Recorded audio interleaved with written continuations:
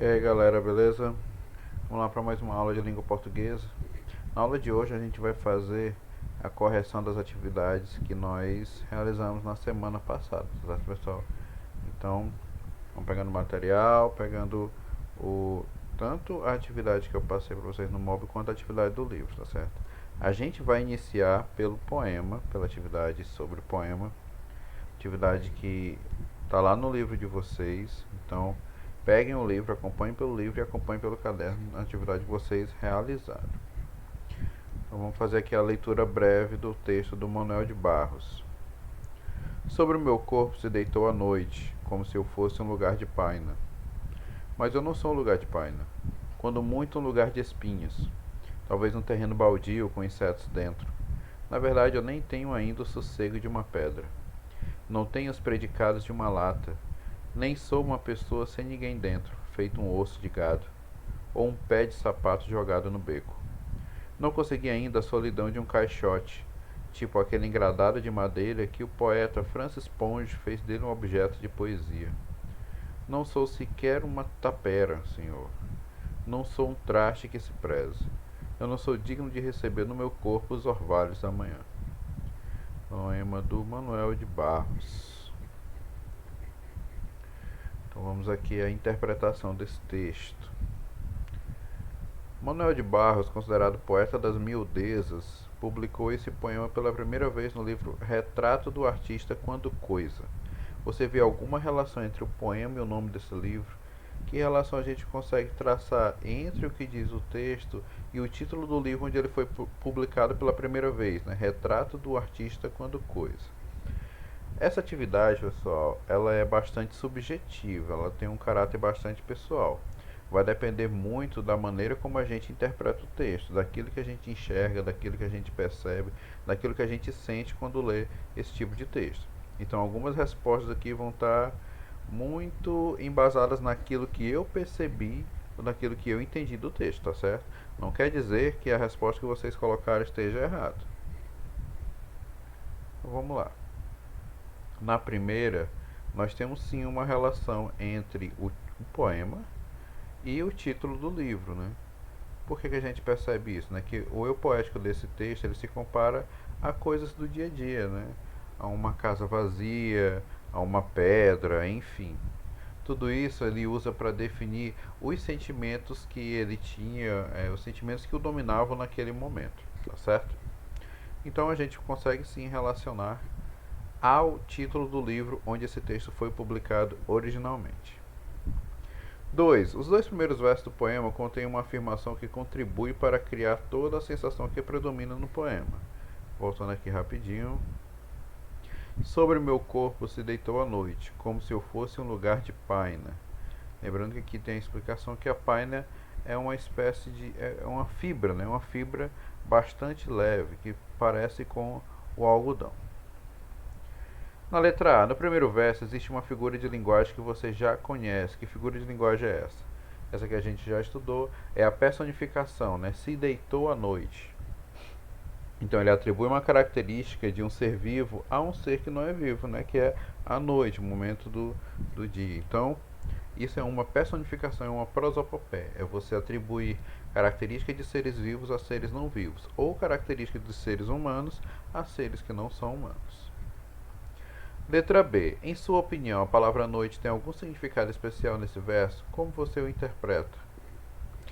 Novamente, aqui é questão de interpretação. Então, eu vou passar um pouco da minha visão, né? Bem, a gente percebe o quê? Que aqui a noite ela serve para fazer um contraponto ao dia, né? A luz do dia, a claridade do dia. E o que é que a noite traz para ele, segundo o que a gente vê ali no texto? Com a continuação dos versos. Traz inquietação, traz solidão, traz um sentimento de vazio, um sentimento de inadequação ao lugar, ou mesmo de não ter um sentido para a sua vida. Então é algo bem forte, né, que ele traz nesse texto. Terceira questão. Ao ler o poema, o que você observa sobre o estado de espírito do eu poético? Ele aparenta estar tranquilo ou sofrendo algum tipo de aflição? Procure justificar sua resposta com elementos ou imagens evocadas no poema. Bem, tranquilo ele não está nada, né? Muito pelo contrário.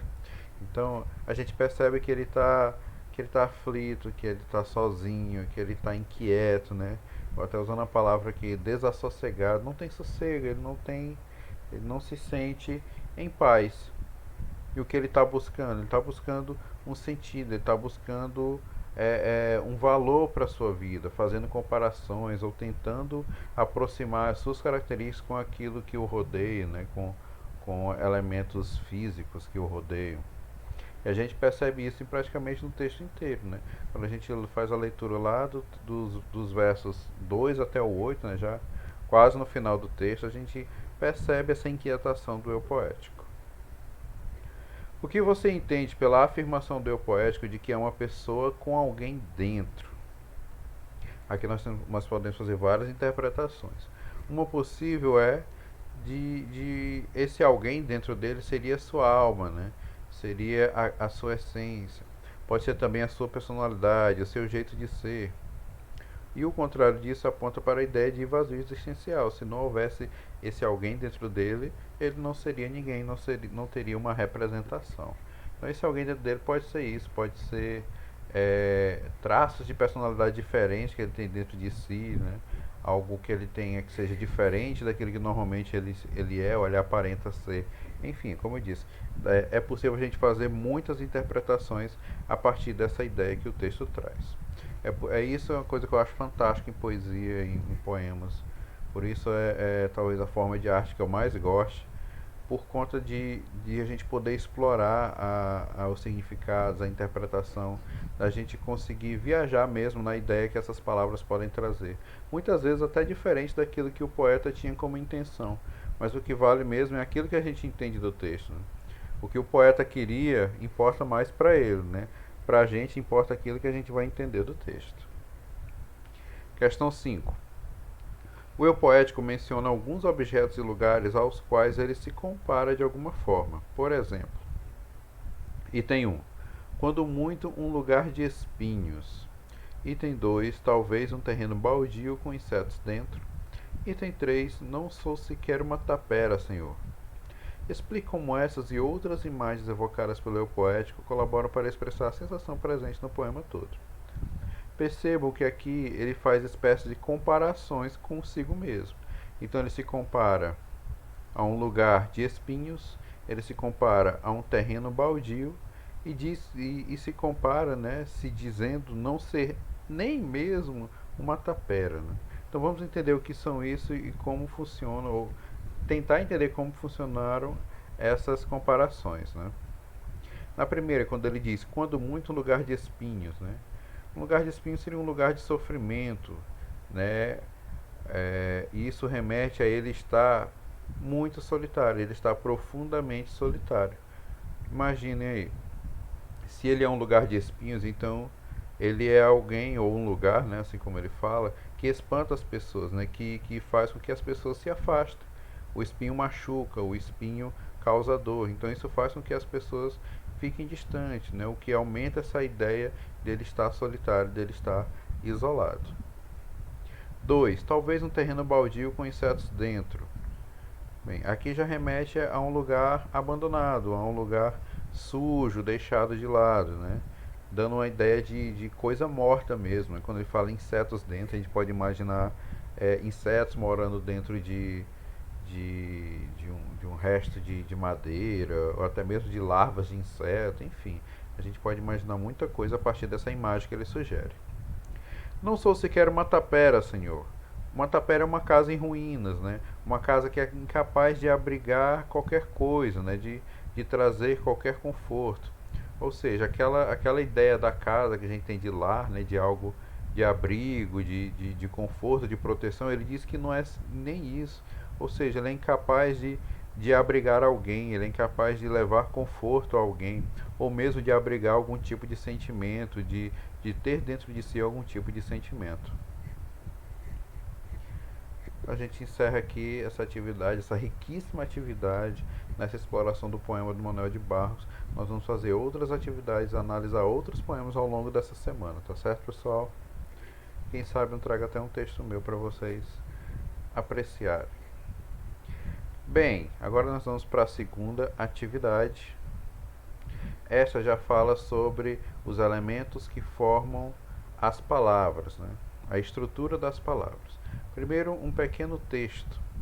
Algumas das fobias mais estranhas do mundo. Existem pavores bastante comuns, como por exemplo o medo de altura ou terror de cobras ou de ratos. Mas também há fobias muito raras que nem imaginamos que existam. Algumas pessoas que sofrem dessas fobias não conseguem controlá-las facilmente, e não raro não levam uma vida normal. Medo de amarelo. Não se chama amarelofobia como você pode ter pensado. As pessoas que padecem desse medo, a xantofobia, não toleram ver nem tocar nada da cor amarela. Essa fobia não está somente associada a objetos amarelos. Alguns xantofóbicos sequer podem ler ou ouvir a palavra amarelo. Mas cabe destacar que há também outras cores que provocam medo. Por exemplo, o vermelho, que é a chamada eritrofobia. Medo de queijo. Esse aqui eu não vou ter nunca. Muitos podem pensar, como é possível alguém ter medo de queijo? Sim, essa fobia também existe, é designada turofobia. Os fóbicos não conseguem encarar, cheirar e muito menos comer um simples pedacinho de queijo. Imagine um turofóbico vivendo em Minas Gerais. Medo de dormir. Existe também a fobia de dormir, seu nome é somnifobia. Ela pode ter origem em certos pesadelos muito traumáticos que os fóbicos tiveram em algum momento da vida. Eles acreditam irracionalmente que enquanto estiverem dormindo podem morrer. É uma fobia comum nas crianças. Interessante, né, pessoal? Então vamos lá. Após a leitura do texto, responda qual a finalidade desse texto. Que é fácil, né, pessoal? É informar sobre... trazer curiosidades e informar algumas curiosidades sobre fobias, sobre medos patológicos. Segundo esse texto, o que é fobia? Fobia é um medo de algo ou de alguém, né? A palavra fobia vem de phobos, significa medo. Então, quando a gente vê alguma palavra terminando em fobia, em geral, ela indica que aquela palavra designa um medo de alguma coisa. O que o título desse texto deixa implícito para o leitor deduzir, né? Algumas das fobias mais estranhas do mundo. O que a gente consegue deduzir a partir desse título? Que existem outras fobias não discutidas do texto, né? Quando ele diz que são algumas das fobias, quer dizer que existem muito mais fobias, além daquelas que foram destacadas, trazidas aqui nesse texto. Qual das fobias citadas te chamou mais atenção? Aqui a resposta é pessoal. Como eu sempre faço, quando a resposta é pessoal, eu dou a minha resposta, a minha visão. De longe, por mais que a fobia do amarelo seja estranha, medo de queijo é bem esquisito. A pessoa ter medo de uma comida, de um alimento, é bem esquisito. Foi o que mais me chamou a atenção. Letra E. A partir desse texto e de seus conhecimentos de mundo, conclui-se que toda palavra que termine em fobia significa o quê? Já falei isso para vocês. As palavras terminadas com o elemento fobia significam medo de algo ou de alguém. Passando para a questão seguinte. Indique os valores mórficos das seguintes palavras. Então, indica os elementos mórficos, desculpa. Então, aqui, o que é que a gente vai fazer? Analisar a estrutura das palavras e indicar qual é o seu radical, que é a parte básica que conserva o significado da palavra. As suas desinências, desinências de nome e de número, desinências de modo e de tempo, no caso dos verbos. A vogal temática, que é aquela vogal que indica o tema da palavra e que também faz a ligação entre o radical e as desinências. Sufixo, a desinência que serve para formar palavras derivadas. Prefixo também. Toda essa estrutura que a gente já viu, já reviu e vai continuar vendo ao longo dessa semana. Em pavores, nós temos o seguinte. O radical é pavor, vai até o R, e a desinência de nome e de número é o ES. Então, a palavra pavores se forma dessa maneira. Medo. Qual é o radical de medo e a vogal temática? O radical é med, vai até o D, e a vogal temática é o O. Sofrem. Aqui já são quatro elementos. O radical, a vogal temática, o tema e a desinência modo temporal. Como é um verbo, então nós vamos ter desinência de modo, indicando a maneira como o verbo aquele que o verbo indica, a maneira, o aspecto, e o tempo, né? Em sofre nós temos radical sofre, até o R. A vogal temática é o E, que faz a ligação com a desinência modo temporal M. O tema é a junção do radical com a vogal temática, que é sofre. Facilmente, o radical é fácil e o sufixo é mente. Essa é bem fácil. Irracionalmente, aqui nós não vamos ter somente o sufixo, mas também um prefixo acrescentado ao radical racional. Então, prefixo i, sufixo mente. Traumáticos, nós temos trauma como radical, o sufixo tico e a desinência nominal de número, o S. Né? O S indica que a palavra está no plural. Vivendo, temos radical vive, o E como a vogal temática. Quando eu junto radical e vogal temática, eu tenho o tema vive. A desinência de gerúndio, o NDO. Né? NDO indica que o verbo está na forma nominal do gerúndio. Raras, radical, rar, até o R. A desinência de gênero, o A. Aqui o A não é uma vogal temática, ele serve para indicar o gênero a que pertence a palavra, no caso o gênero feminino. E a desinência de número, o S. Imaginamos, aqui eu quero bastante coisa, né? Radical, imagem, até o N. Vogal temática, o A. E o tema, a junção de radical e vogal temática, imagina. Desinência modo temporal, o que é que indica o modo do verbo imaginamos e o tempo dele? É a partícula mos. E a desinência de número pessoal, a partícula MO, na verdade, e a desinência de número temporal, o S. E por último, vida, nós temos o radical vid e a vogal temática A, formando o tema vida. A palavra vida acaba sendo também o seu tema. Entendido, pessoal? Então lembrar que o radical é a parte básica que conserva o significado da palavra, tá certo? E todos os outros elementos são chamados de afixos. 3. Forme outras palavras a partir das palavras primitivas dadas. Aqui é pessoal, né? Mas eu trouxe algumas sugestões. Do primitivo terror, a gente pode formar, por exemplo, os derivados terrorista e aterrorizar. Do primitivo vida, a gente pode formar os derivados vital e vidinha. Do primitivo vermelho, a gente pode formar avermelhar ou vermelhidão.